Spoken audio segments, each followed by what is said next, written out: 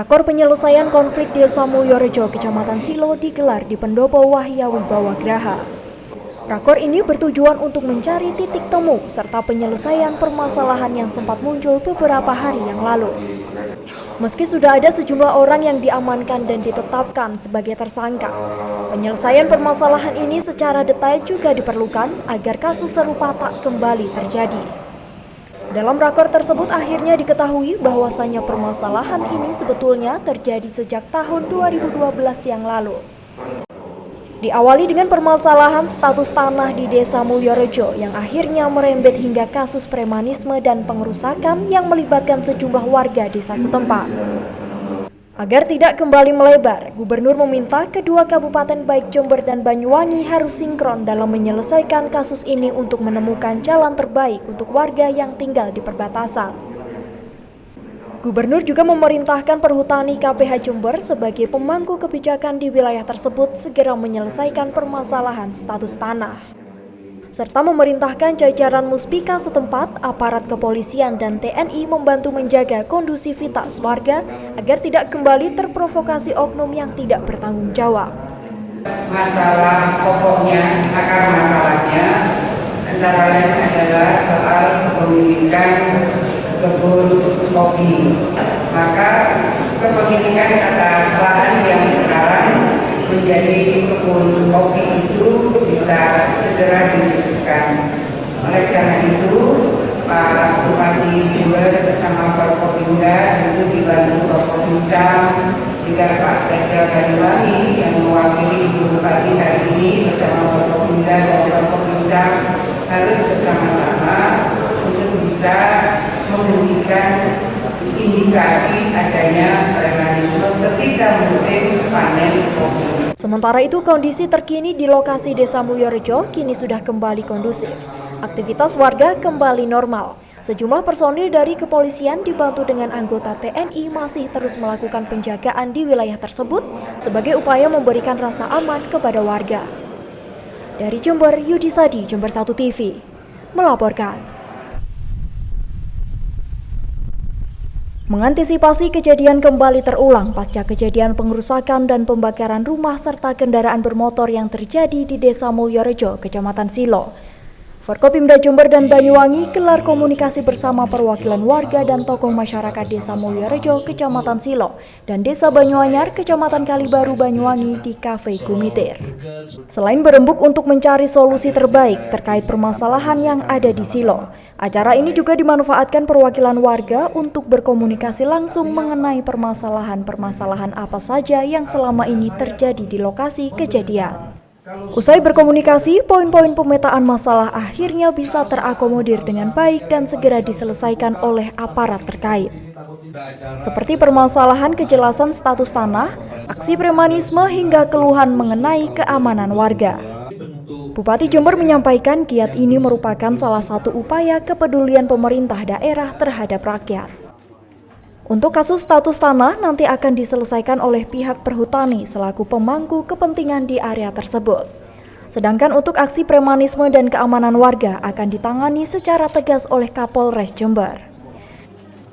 Alhamdulillah saya memimpin acara ini, kegiatan ini dan bersama Bapak Sekda Banyuwangi sudah menyaksikan langsung dan juga dihadiri juga dari teman-teman dari Kehutanan dan Perhutani. Tentunya ini semua ini harus dikemas secara bersama-sama sesuai dengan tanggung jawab masing-masing, sehingga kami diskusi apa yang diharapkan oleh masyarakat, diharapkan dari Bapak Kapolres untuk akses jalan yang harus baik nanti untuk masalah distribusi hasil panen dan juga untuk masalah keamanan juga itu tentunya akses jalan juga diperlukan. Dan harapan yang terakhir kami seluruh masyarakat Mulyorejo dan masyarakat yang ada di Banyuanyar ikut membantu untuk mendinginkan suasana bahwa ini tidak ada apa-apa lagi, sudah aman, clear semuanya. Insya Allah kita akan profesional di bagian masing-masing. Teman-teman aparat dari Polres juga akan bergerak terus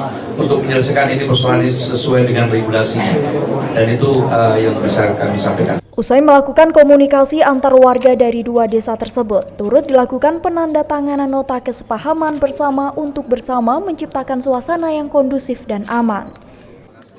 Dari Jember, Yudi Sadi, Jember 1 TV, melaporkan.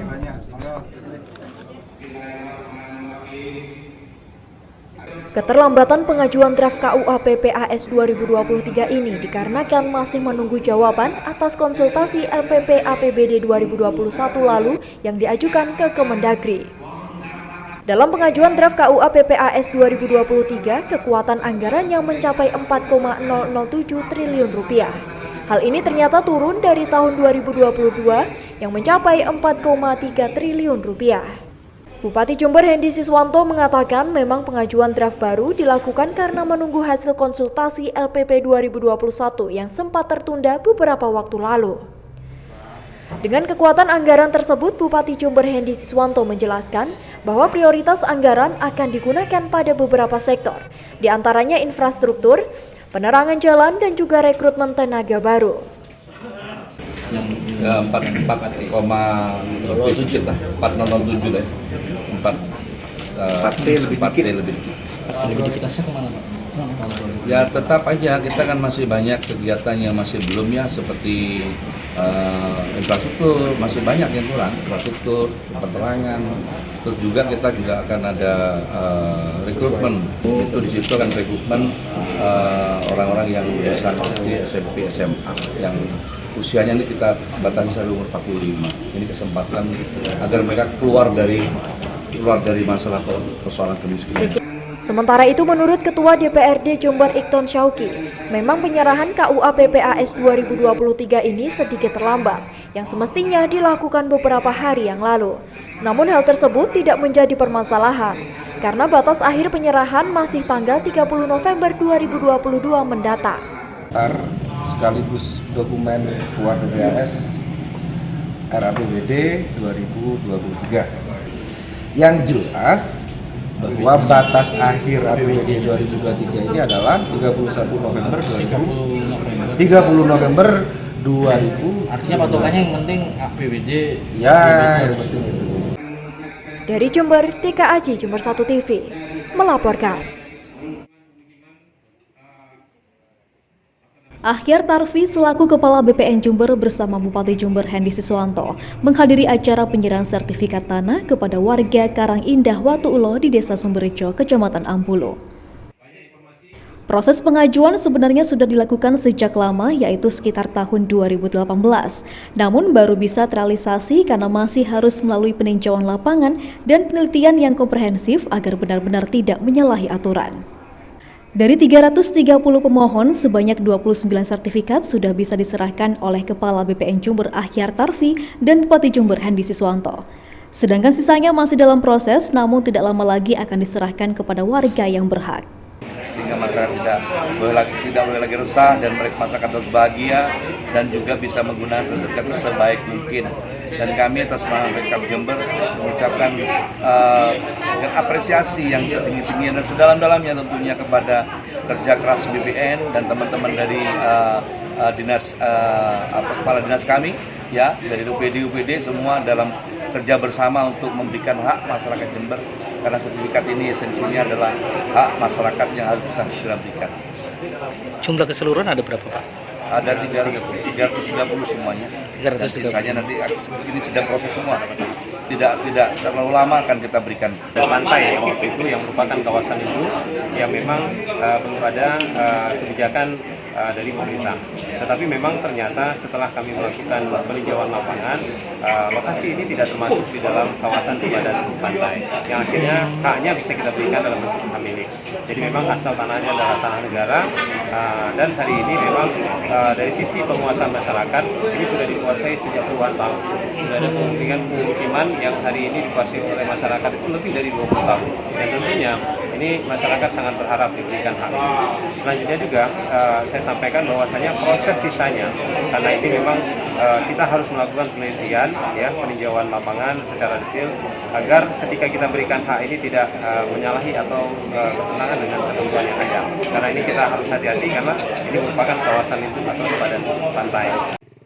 Dari Ambulu, Bambang Sugiarto, Jember 1 TV melaporkan. Peserta putra 8 Tim pramuka penggalang Kuarcap Jember yang terdiri dari 8 putra dan 8 putri ini dilepas langsung oleh Asisten 1 Pemkab Jember di Pendopo Wahya Wibawa Graha. Ke-16 peserta tersebut juga didampingi 2 orang pendamping inti dan 2 orang asisten pendamping. Asisten 1 Pemkab Jember Muhammad Zamroni berharap seluruh peserta yang berangkat bisa menunjukkan yang terbaik bagi Kabupaten Jember. Nantinya diharapkan usai mengikuti Jambore bisa menularkan ilmunya kepada adik-adik angkatannya. Pemkab Jember sendiri membekali peserta dengan uang saku pembinaan sebesar 30 juta rupiah. Ya, mudah-mudahan dengan mengikuti Jambore Nasional Pramuka ini, Kabupaten Jember sesuai cara Bupati ya semakin keren, utamanya dari adik-adik pramuka yang ikut, dan sesuai pesan beliau, sepulang dari Jambore bisa memberi bekal dan pengetahuan kepada adik-adiknya yang Salah satu pendamping mengaku untuk mengikuti seluruh rangkaian Jambore Nasional seluruh personil sudah 100%. Karena sebelumnya telah mengikuti beberapa kali pusdiklat. Untuk adik-adik di sana kegiatannya banyak, mulai dari tekpramnya, ada edukasinya, ada wisatanya, dan lain-lain.